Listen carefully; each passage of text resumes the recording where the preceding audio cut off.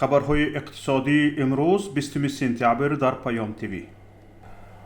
گردش مالی خارجی تاجیکستان دوام ماه‌های ینور آگوست سال روان حدود 4 میلیارد و 800 میلیون دلار را تشکیل داد که 18.4% زیادتر نسبت به همین دوره سال 2021 می باشد. طور اگنتی آمار جمهوری خبر می دهد مبلغ صادرات مال و محصولات از تاجیکستان نزدیک 1.5 میلیارد دلار و واردات آن حدود 3 میلیارد و 300 میلیون دلار را تشکیل داده. به این طریق کسر توازن سودا قریب به 1 میلیارد و 800 میلیون دلار برابر شد. در مقایسه با ماه‌های ینور ایول سال 2021 حجم صادرات به اندازه 6% و واردات 25.1% افزوده است. قسمت بیشتری محصولات صادراتی تاجیکستان از اشیای خام گوناگون عبارت است. در ماه‌های ینور آگوست سال روان تاجیکستان با 101 کشور سراسر دنیا معاملات مالی انجام داده است. محصولات تاجیکستان در این دوره اساساً در بازارهای قزاقستان، چین، ازبکستان و افغانستان فروخته شده است. مال و محصولات به تاجیکستان اساساً از روسیه، چین، قزاقستان و ازبکستان آورده شده است. در ظرف 8 ماه سال جاری تاجیکستان به مبلغ عمومی زیاده از 100 میلیون دلار کمک بشردوستانه گرفته است.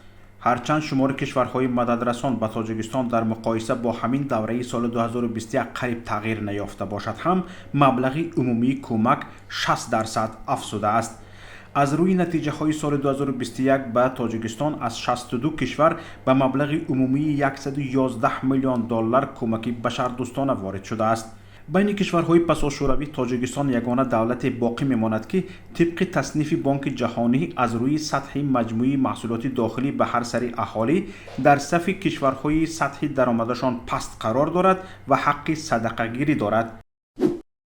در دایره جلسه سوم کمیسیون مشترک بین حکومت تاجیکستان و کویت درباره همکاری اقتصادی، تجارتی و علمی تکنیکی، توسعه و رشد من بعد همکاری تجارتی، اقتصادی و سرمایه‌گذاری میان تاجیکستان و کویت بررسی شد. در این ملاقات ذوق زاده وزیر رشد اقتصاد و سودای تاجیکستان با رهبر هیئت کویتی خانم اسیل سلیمان السعد المنیفی گفتگو کرد. جانب‌ها وابسته به گسترش دادن همکاری در بخش‌های تجارت و اقتصاد، جلب بیشتر سرمایه کویتی به ساحه‌های اقتصاد ملی، تأسیس کارخانه‌های مشترک صنعتی در حدود تاجیکستان از جمله در حدود منطقه‌های آزاد اقتصادی، صادرات میوه و سبزیجات تر و تازه، میوه‌های خشک، آب نوشاکی و زیاد نمودن صادرات محصولات دارنده تمغه حلال مبادله افکار نمودند. تاکید شده است که در این دیدار و گفتگو از جانب وزیر رشد اقتصاد و سودا درباره گسترش همکاری برای رشد اینفراستراکچور نقلیاتی انرژتیکی از حساب مبلغ‌های کویتی پیشنهادهای مشخص ارائه شده اند.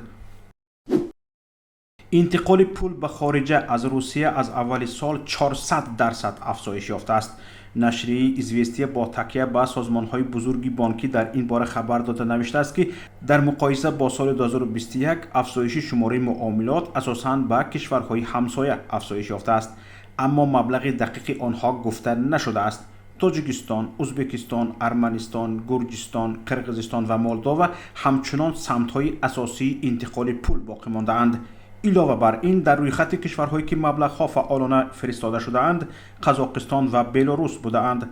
کارشناسان مطمئن هستند که اکثر انتقال‌ها را مهاجران انجام می‌دهند که در فدراسیون روسیه کار می‌کنند و به خانه‌هایشان به نزدیکان خود پول می‌فرستند.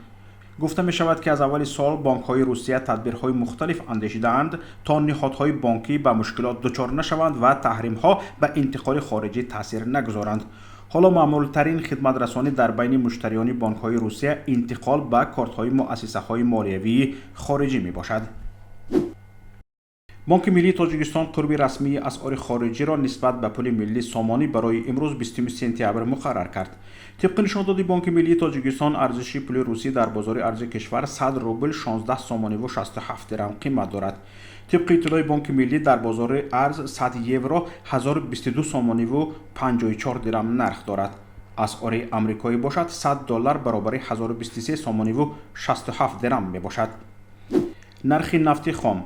نرخ میانه فروش هر بشکه نفت خام تحویل ماه آینده در برج‌های لندن 91 دلار و 32 سنت معامله شد. نرخ میانه هر بشکه نفت خام تحویلی ماه آینده در برج های نیویورک $85 و 36 سنت معامله شد. نرخ طلا قرب طلا در برج های لندن صبح امروز $1677 و 6 سنت برای یک اونس تعیین شد.